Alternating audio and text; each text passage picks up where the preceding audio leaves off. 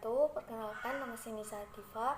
Dalam video kali ini saya akan membacakan rangkuman materi tugas 3 PPKMB 2021. Hari pertama, materi pertama dibawakan oleh Ibu Yuniar. Materi pertama beliau berjudul Bahaya Terorisme yang dibawakan oleh Boy Rafli Ahmad selaku Kepala Badan Nasional Penanggulangan Terorisme Republik Indonesia. Beliau menyatakan bahwa Indonesia menduduki peringkat ke-37 di dunia terhadap terorisme, sehingga sangat berdampak buruk bagi negara. Namun seiring berjalannya waktu, tingkat radikalisme semakin menurun, ditambah upaya pemerintah dalam memberantas terorisme terus dilakukan meskipun dalam pandemi saat ini. Materi kedua berjudul Bela Negara yang dibawakan oleh Brigjen TNI Jubail Lafianto, Direktur Bela Negara Dijen Pohan Kementerian Pertahanan, yang mengatakan bahwa bela negara merupakan sikap, tindakan atau perilaku, hak dan kewajiban warga negara. Terdapat ancaman dalam bela negara, yaitu ancaman militer, ancaman non-militer, ancaman aktual dan potensial. Terdapat pula dinamika bela negara, yaitu Sumpah Pemuda, Kemerdekaan Republik Indonesia, agresi militer 1 dan 2, ancaman G30 SPKI, dan terdapat pula perang modern yaitu proxy war. Metodenya dengan mempengaruhi atau mencuci otak untuk mematuhi keinginannya. Dasar-dasar bela negara yaitu cinta tanah air, sadar berbangsa dan bernegara, setia pada Pancasila, rela berkorban, dan memiliki pengakuan awal bela negara. Materi ketiga berjudul Etika Bersosial Media dibawakan oleh Yosi Mokalu selaku Kementerian Komunikasi dan Informasi. Beliau mengatakan bahwa etika adalah sesuatu yang muncul dengan sendirinya dan berbicara tentang kesantunan. 5. Etika bersosial media. Yang pertama, memiliki data atau berhati-hati dalam memposting sesuatu. Yang kedua, sikap kritis terhadap informasi yang diterima. Yang ketiga, apresiasi atau menghargai karya atau ide orang lain. Yang keempat, memperhatikan gaya bahasa. Yang kelima, kejelasan. Hari pertama, materi kedua dibawakan oleh Laode Nasran STMT. Beliau membawakan materi yang berjudul Tridharma Perguruan Tinggi dan Pengelolaan Perguruan Tinggi di Era Kenormalan Baru. Berawal dari bahasa Sanskerta, yang dimana Tri artinya 3 dan Dharma artinya kewajiban. Sehingga Tridharma merupakan 3 kewajiban atau pilar pola pikir yang harus dimengerti, ditanamkan, dan diimplementasikan. 3 pilar tersebut adalah pendidikan dan pengajaran, penelitian dan pengembangan, pengabdian kepada masyarakat, contohnya seperti bakti sosial. Materi ketiga pada hari pertama dibawakan oleh Ibu Hasriati Hajira SST MKEP. Beliau membawakan materi yang berjudul Perkenalan Lembaga Kemahasiswaan. Organisasi SEMA. Organisasi SEMA dimulai sejak tanggal 20 Mei 2010 didirikan di Kota Bau-Bau. SEMA adalah organisasi intra-akademi yang bersifat kekeluargaan dan berada di bawah naungan Institut Akademi Kebidanan Buton Raya. Arti lambang SEMA, yaitu yang pertama mahkota, menandakan kepemimpinan. Yang kedua, wanita yang mengenal bayi, yang memiliki arti bidan bukan hanya memprioritaskan satu melainkan dua-duanya, yaitu ibu dan bayinya. Yang ketiga, lingkaran berwarna merah artinya wanita yang dikelilingi siklus kehidupan dan peranan bidan pada setiap siklusnya.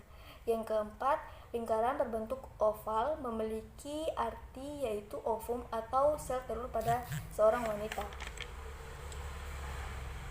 Adapun tujuan organisasi terbagi menjadi 2, yaitu secara umum sebagai wadah pemersatu seluruh mahasiswa. Secara khususnya dibagi lagi menjadi 3 bagian. Yang pertama, melahirkan insan-insan kebidanan yang beriman dan bertakwa. Yang kedua, menampung, menyalurkan, dan menindaklanjuti. Yang ketiga, melahirkan insan kebidanan yang profesional, inovatif dan berwawasan luas.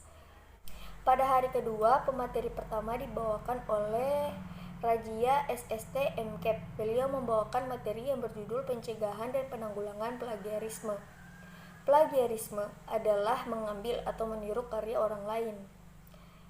Bijak dalam berkomunikasi melalui media sosial, etika atau perilaku yang pantas, nilai atau norma, agama dan pranata keilmuan. Etika penulisan bertujuan untuk yang pertama, menjamin akurasi temuan penelitian. Yang kedua, untuk melindungi kekayaan. Yang ketiga, melindungi objek penelitian dan pemalsuan serta kerusakannya. Yang keempat, menjaga reputasi keilmuan. Yang kelima, mencantumkan etika dan moral. Etika itu sendiri mengarah pada perilaku yang baik dan pantas berdasarkan nilai-nilai norma agama, moralitas kemanusiaan, dan pernata keilmuan. Terdapat sanksi pada plagiasi penulisan karya ilmiah berdasarkan Permendiknas nomor 17 tahun 2010. Objek plagiasi yaitu ide, konsep, kata-kata, kalimat, data, benda atau karya lainnya. Pada hari kedua, pemateri kedua dibawakan oleh kakak-kakak BNN. Materi mereka berjudul Bahaya Narkoba. Istilah narkoba adalah singkatan dari narkotika, psikotropika, dan bahan adiktif berbahaya lainnya. Undang-undang yang membahas tentang narkotika terdapat pada Undang-Undang Nomor 35 tahun 2009 tentang narkoba, Undang-Undang Nomor 5 tahun 1997 tentang psikotropika. Pada hari kedua, pemateri ketiga dibawakan oleh Ika Lestari SST MKEP. Beliau membawakan materi yang berjudul Administrasi Pendidikan D3 Kebidanan, cara mengisi KRS dan informasi tentang perkuliahan. Informasi pembayaran perkuliahan, biaya semester, uang pembangunan, uang praktek.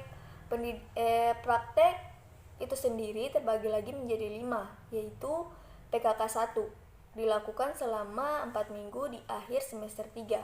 PKK 2 dilakukan selama 10 minggu di akhir semester 4. PKK komunitas dilakukan selama 4 minggu di akhir semester 5 dengan berbaur pada masyarakat. PKK 3 dilakukan 10 minggu di akhir semester 5. Praktek UTAP yaitu proposal, ujian persalinan, ujian kasus, dan lain sebagainya. Pada hari kedua, pemateri keempat dibawakan oleh Dian Mardianti Madiyu, SKEP, NS, MKEP. Beliau membawakan materi yang berjudul Persiapan Mahasiswa dalam Menghadapi Era Revolusi Industri 4.0 dan Kenormalan Baru. Revolusi industri didasari dengan kecerdasan, yaitu superkomputer, rekayasa genetik, teknologi nano, dan mobil pintar. Tahap-tahap revolusi industri. Yang pertama, tahap revolusi 0.0, di mana masih menggunakan tenaga manusia. Tahap revolusi 1.0 sudah adanya mesin uap, kereta api uap, dan kapal laut. Tahap revolusi 2.0 sudah adanya listrik. Tahap revolusi 3.0 sudah dibuatnya komputer tabung. Tahap revolusi 4.0 atau era sekarang sudah adanya wifi, smartphone, laptop, dan lain-lain. Tahap revolusi dalam pendidikan, yaitu tahap revolusi 1.0, di mana siswa duduk di kelas, guru menjelaskan melalui papan tulis. Tahap revolusi 2.0, siswa masih duduk di kelas, tetapi guru tidak lagi menggunakan papan tulis, melainkan media lainnya. Tahap revolusi 3.0, siswa sudah mulai berdiskusi kelompok. Tahap revolusi 4.0, kita sudah bisa belajar melalui smartphone, laptop, dan lain-lain. Hari ketiga, pemateri pertama dibawakan oleh Darmin AMK, SPD, MMKes. Beliau membawakan materi yang berjudul dakwah Islam. Beliau menjelaskan atau memaparkan materi tentang ajaran-ajaran Islam. Hari ketiga, pemateri kedua dibawakan oleh Ibu Siti Naisah selaku Ketua IBI Kota Bau-Bau. Beliau membawakan materi yang berjudul Organisasi Profesi Bidan. Organisasi bidan adalah organisasi yang dibentuk atas persetujuan undang-undang. Organisasi adalah suatu kelompok dalam wadah untuk tujuan bersama. IBI lahir pada tanggal 24 Juni 1951, dibentuk dalam suatu kongres yang dibentuk oleh bidan-bidan senior. Pengukuhan dilakukan atas persetujuan bidan. Hari ketiga, pemateri ketiga yaitu kurikulum pendidikan D3 Kebidanan Pengenalan Sarana dan Prasarana Akademi Kebidanan Buton Raya, dibawakan oleh WOD Hasriati SST MKep. Sekian video dari saya. Bila ada salah-salah kata mohon dimaafkan. Wassalamualaikum warahmatullahi wabarakatuh.